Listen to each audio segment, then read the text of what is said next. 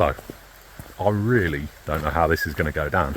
I thought I'd chip up to the lakes, tackle a few of the far eastern fells, and then the weather decided to hit the low 30s the next few days.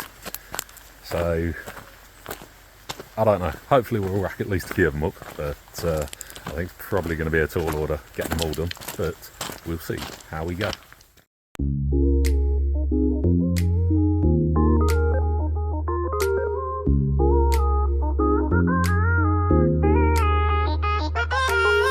Here I am where the movie started, facing at a photo they've taken. Space tree flying through the skies and battles happen everywhere.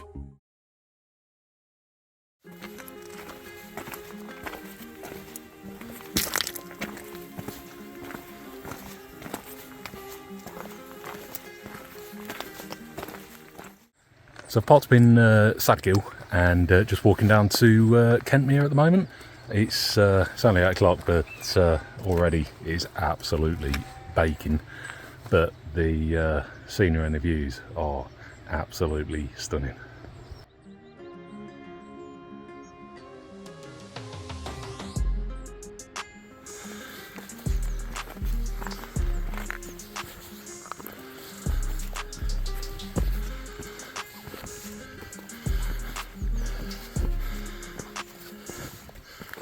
I mean, the downside to coming to all these beautiful places is you end up stopping every 5 minutes to take photos, but there is not a cloud in the sky today. It is just perfect.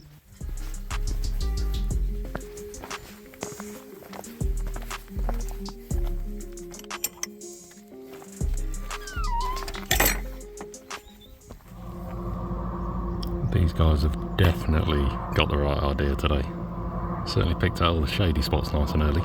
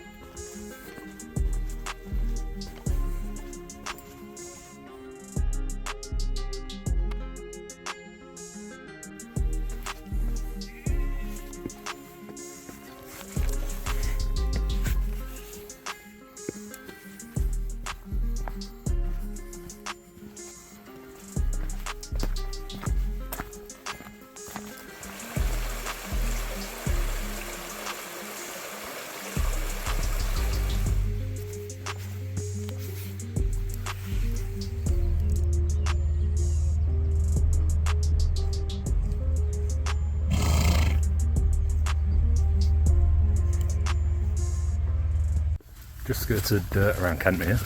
I'm just heading up to the Garburn Pass and then onto the first Wainwright of the day, which will be the Sallows. Hoping to get around about sort of 15-ish miles in today. Really love to do a wild camp on angle time if it's not too busy. So working on trying to be there for kind of about night 2. So for the first couple of days, if working there or thereabouts, about 15 miles a day, and then go from there.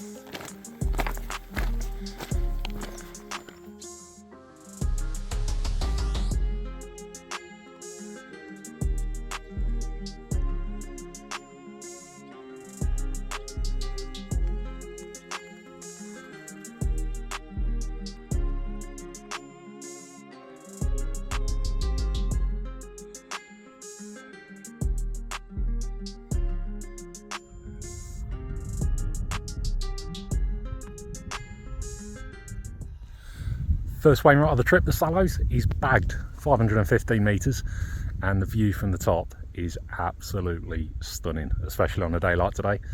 Perfect clear skies, just walking up to the peak, and the vista down to the lake at the bottom, just, well, just mind-blowing.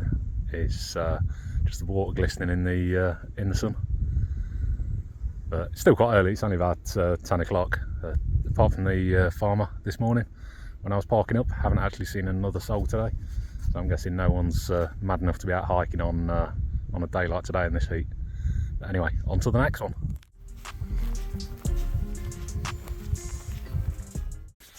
So Sallows is next on the list for today, and I've got the pleasure of walking along this gorgeous winding drystone wall. It's I mean, the craftsmanship that goes into those and skill is absolutely amazing, and the Lake District is just littered with them.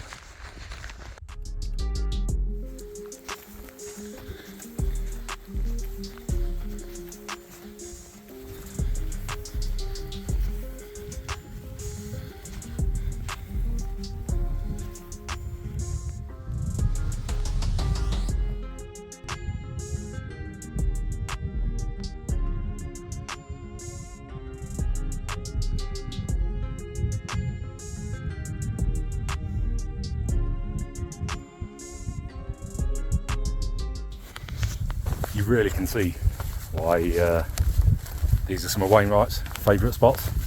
I've only done Sallows and Sallows up to now, but the views from the top are just absolutely breathtaking. I was lucky enough to be up Scarfell a few years ago on a beautifully clear day like this, and yeah, I mean, it was windy as anything, but the views from the top just absolutely took your breath away. So just heading down from Sallows into Troutbeck at the moment, and then going to try and grab some water and get some of that filtered, and then head on to Baystones. I think he's next on the list.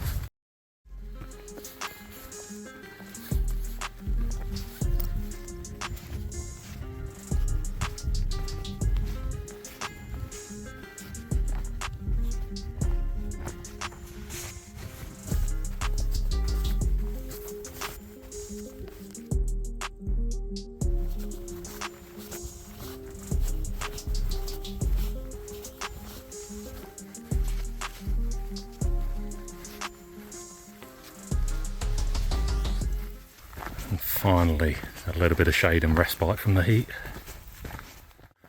So I was wanting to do this self-sport, bought enough kind of food, you know, water filter, a few beers, whatever else, but for the last hour or so I have been massively craving some San Pellegrino, and I think the Hebridean Way in the Great Glen when we were bikepacking kind of seriously made me get a taste for that, and kind of hoping that as I'm passing through Troutbeck there may be a shop or petrol station that might actually have something.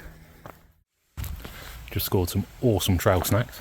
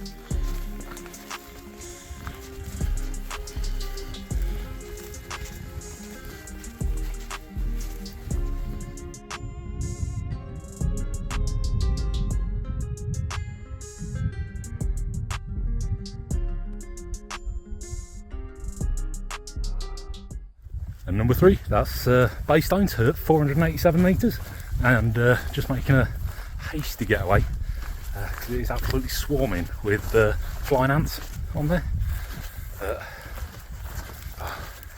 It is hot in this afternoon sun.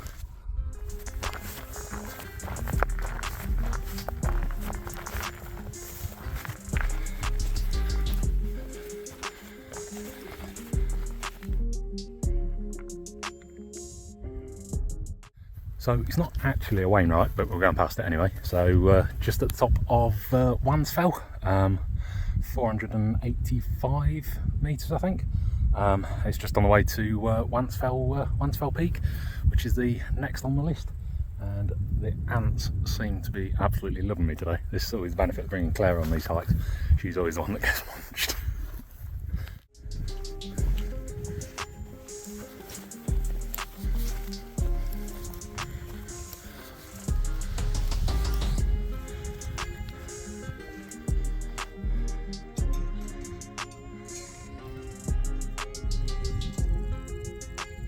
Oh, that breeze.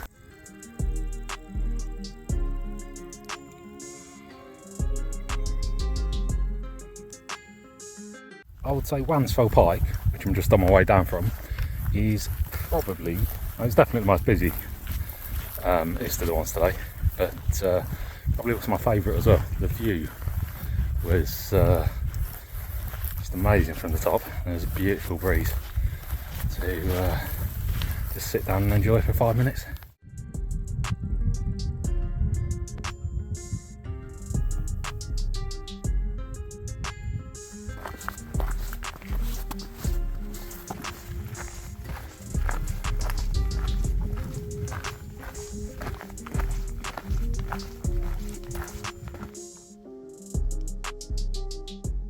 I've just spied a cheeky little pub sign on the map, which is only about a 5-minute walk off the route.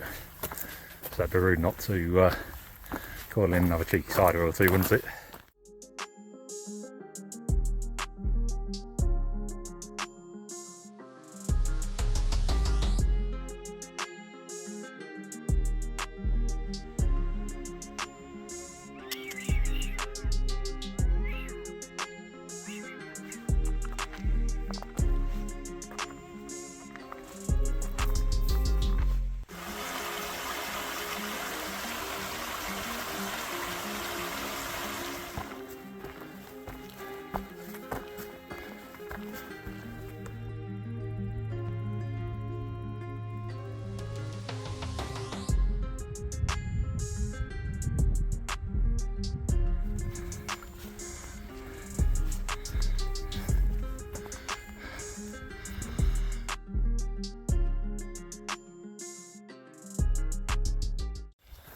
So,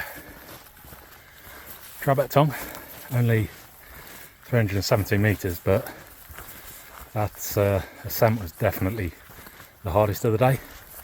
Getting to the point where pretty done now. Looks like there's a ton towards one of the next Wainwrights. It's about a couple of miles away, so just looking to get to that. Hopefully that'll be accessible. Get some water for tonight and tomorrow, and then look somewhere to pitch up for the night. And hopefully the time will be nice and cold, so I can chill some of those beers down.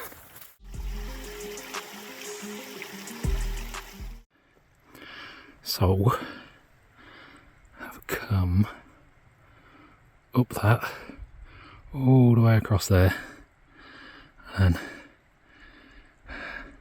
down through here and up this big old beast.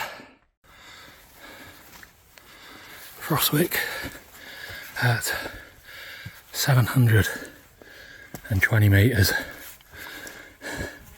Done a little bit like me at the moment, and all the flying ants yet again.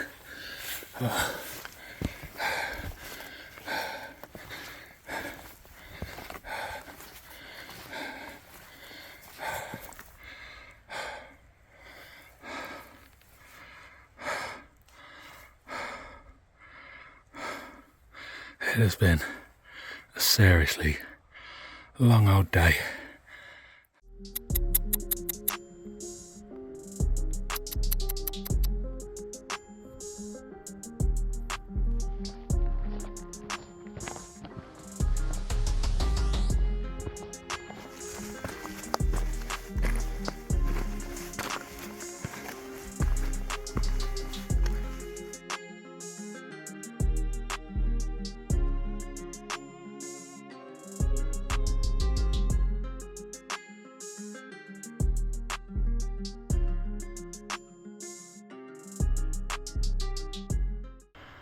And that is number 6, Hill Bell, done.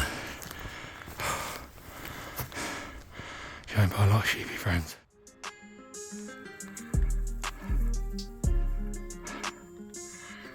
And that is a beautiful sunset tonight on the top of Hill Bell.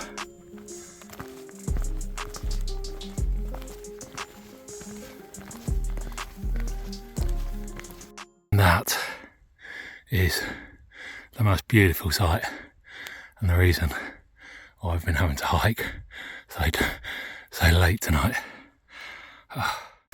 So we are just coming up to Yolk, which is definitely the last one of today. I just need to try and find somewhere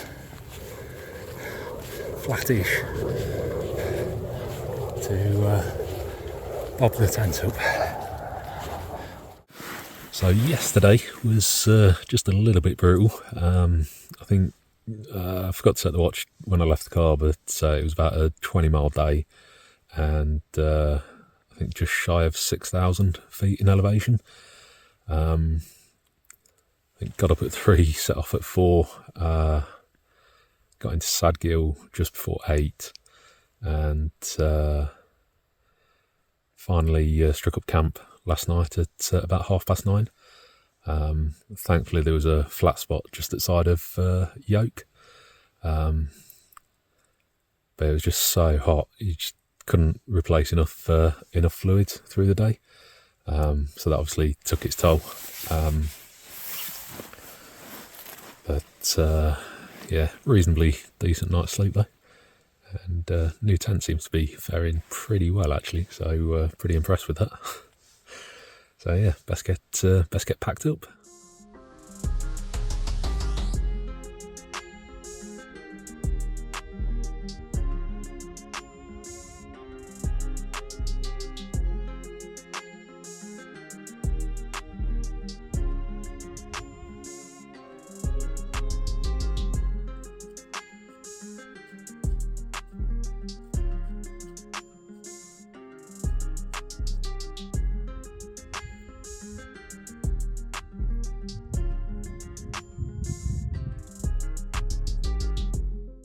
All packed up, about 22:07 at the moment. It's supposed to be another hot one today, so going to try and get the miles in before it starts getting too toasty again.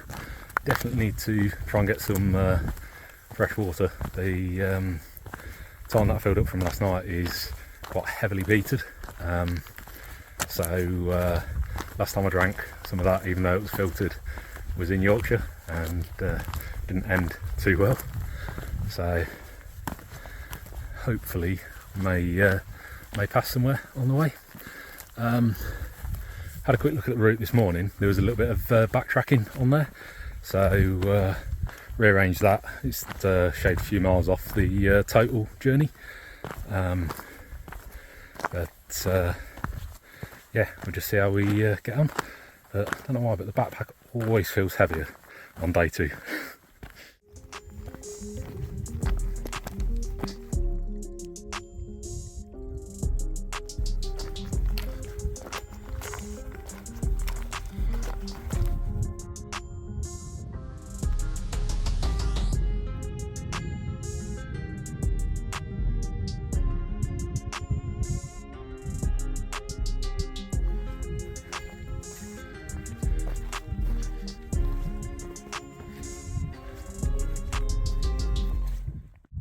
So heading from the yoke this morning, already ascended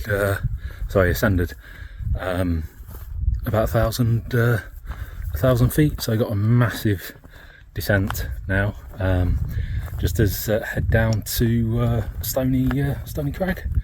So yeah, hopefully slightly less knackering going down.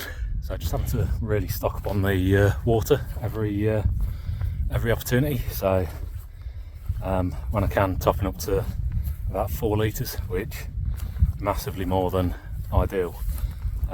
With all the overnight gear, supplies, everything else, taking the pack up to probably around about 17 kilos, which on the ascents isn't ideal, but the alternatives are filling up from places like this.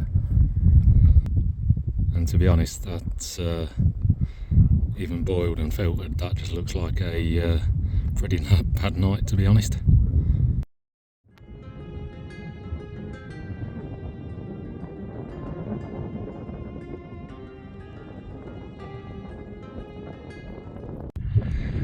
And so just at Stony Cove, bit of a scramble to get up here, but that is a massively welcome sight right now.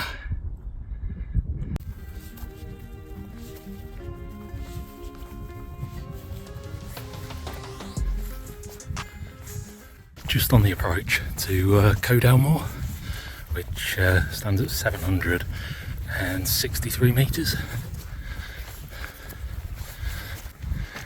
and that is a pretty breathtaking view.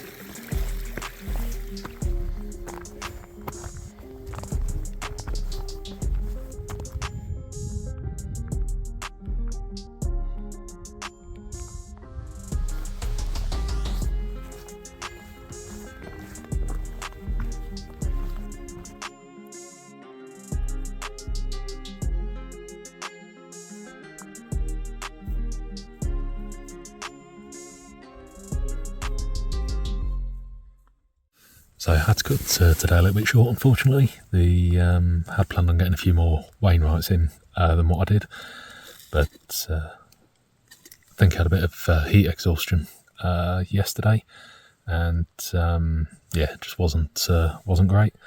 So decided to head to the pub, which is well known for helping you deal with a bit of dehydration. But they did have San Pellegrino, so had to mix it up with the ciders. So still headed up to Angleton, which was one of the things that I did want to get done this trip. Absolutely stunning, beautiful location. Downside, as with all kind of honeypot destinations, it attracts a hell of a lot of people. It basically turns it more into a campsite, which is fine if you like that sort of thing.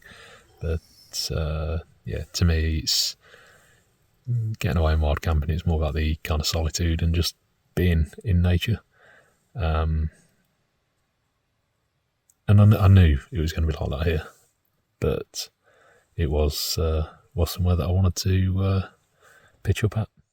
Step 1, wake up early, gonna rise with the sun. Step 2, get some good, some food in you. Step 3, think real hard about what you want to be. Step 4, everybody just do your thing. Wake up, today's gonna be a good day. Wake up, today's gonna be a good day. Wake up, today's gonna be a good day. Wake up, today's gonna be a good day. Wake up, today's gonna be a good day. Wake up, today's gonna be a good day. Wake up, today's gonna be a good day. That was a beautiful wake up this morning to Angleton. The water was just absolutely still, like glass. About 7 o'clock, and due to be another hot one today, still feeling pretty ropey, so looking to just head back to the car. Going to be passing a few Wainwrights on the way, so kind of pick those up, but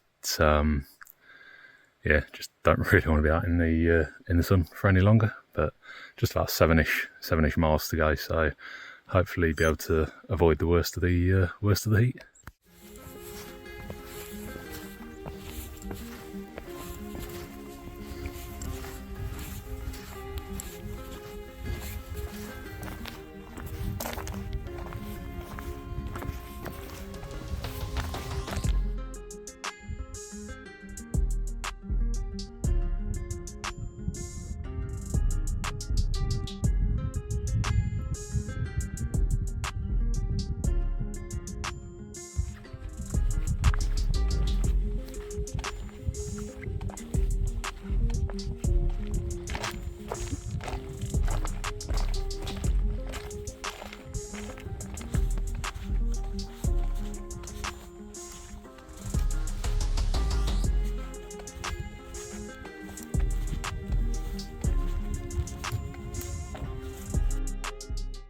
So it's been pretty slow going this morning, but finally made it to High Street, and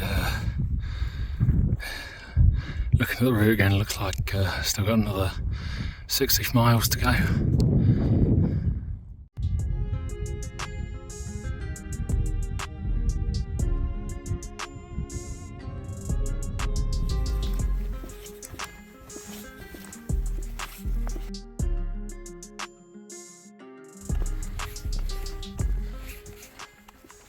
As always, the lake's delivered her usual mix of breathtaking views and stunning vistas, but those unforgiving temps well into the mid-30s really did nearly break me. Over the 3 days, covered around 40 miles, ascended over 10,000 feet, descended almost 11,000, whilst bagging 15 Wainwrights and 1 peak, and not to forget that all-important wild camp at Angleton before finally stumbling back to the car and collapsing from the heat. Thanks for watching, until next time on hopefully a less toasty excursion.